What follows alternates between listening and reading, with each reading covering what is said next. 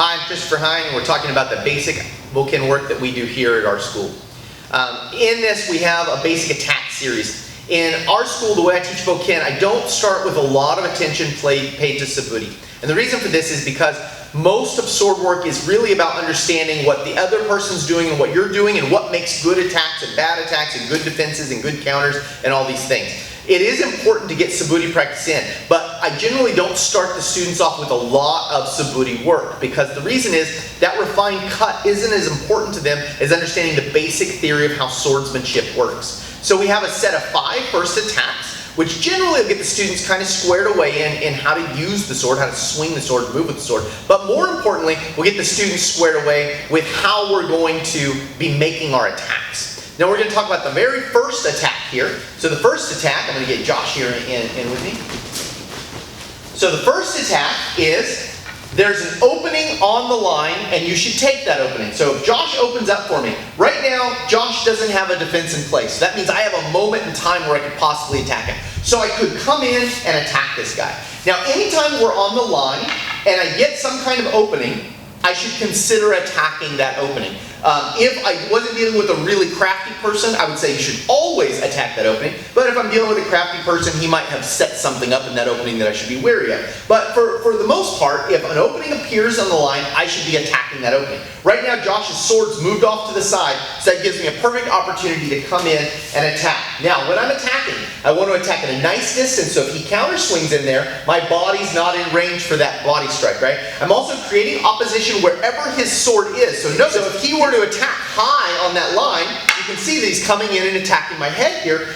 My sword's already in play, so I'm naturally defending that. If he had dropped his sword to the other side when I came in, if he had dropped his sword to the other side when I came in, I naturally don't have a nice line here to defend. So if his sword was dropped to the other side, I would come in this way. And now you can see he misses my body, and if he goes for my head, he's not naturally having opposition to that, right? So I'm always paying attention to where his sword is, and that determines how my feet will come in for the attack. So the first basic attack, the main idea of this attack, is if Josh is opened up here, and his sword is over there on my left, when I step in, I want to step in with the right side of my body. So that way I'm here, able to make an attack on Josh, and when I make that attack, he cannot swing on the same line and hit me, because I'm defended. And if he swings lower than that, my body's out of the way. So understand, we're always accounting for that secondary attack that can happen. If his sword was on the other side, I would step in that way, so that way the majority of my body would be defended against his next possible attack.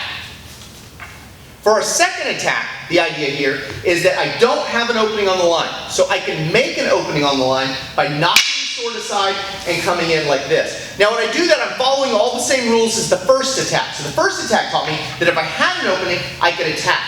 And the way in which I should attack on this opening is so that if he swung through for my body, he would miss me. If he swung through for my head, I would have opposition to that. In the second one, all we're learning is that I can clear the line. So I don't have to move myself anywhere right now. I can simply clear his weapon out of the line. I have the same situation I had in the first attack, and I come in. Now when I'm making this Hadai action, I want to do everything with my back hand. Now the reason I want to do everything with my back hand is by leaving my front hand in the center, I still have protection on this center line. So if I were to go like this and Josh were fast and able to come in, I would still be able to raise my hands up and defend me. Now remember, my arms move faster than his feet. So because we're at this distance, if he comes in to attack me, I can always move my hands faster than he can move his feet. So I would have a defense in place. So if I move my front hand over here, it's going to be a lot harder for me to get that defense in place. Not impossible because my hands move fast, but a lot more work. So when I'm here like this, I want to practice moving my back hand. This gives me a little more defense in place. Then I use my back hand to smash his sword out of the way, and I also use that to set my next action. Then I'm moving in here, bang, and I can hit right on top like this. So that's how I'm setting up my second action. I don't have an opening on the line, but I can clear the line for an opening to come in. Next piece is I can change my angle. So the third type of attack we have is I can simply change my angle, which means I can step over here and attack Josh. Now when I do that, I want to do this in such a way that if he attacked my head, then I would have a defense. If he attacked my body, then I would be out of the way. So I'm setting this up so that way I have that opposition always. So instead of making an opening or just naturally having an opening, I've made my own opening by coming off to the line. So instead of removing his sword from the line, I simply remove myself from the line and I can get a really nice attack here. Now the only problem with this third attack, it's basically one of the easiest ways to get an attack if I can possibly manage it, which is to get a superior angle. The problem with it is, if I come in towards this guy by raising my hands up, and he's really clever, he's going to put something in the way for me to get thrusted, right? Let's go ahead and switch stance here real quick. So the fourth attack teaches us how to move in while regulating that sword. So I have suppression on the sword now. As I move in, I want to maintain the suppression. So I have suppression the whole time until I'm ready to launch my attack. Now when I do this, notice, if I pull my sword back, I will have no suppression in the center. He could easily stab me, and that's no good. What I want to do is move my body into the sword like this. Now if he turns towards me to attack, you see I'm instantly defended here. Now as I'm launching my attack, I'll naturally be pulling myself off the line. So if he sweeps through here, he misses me. So what this fourth attack's done, it's an uke nagash, it's designed to keep his sword in check while I move in. So I'm moving in at an angle, exactly like I did on the last one, but this time I'm keeping his sword in check. So we're here like this. As I move in on that line, his sword's in check.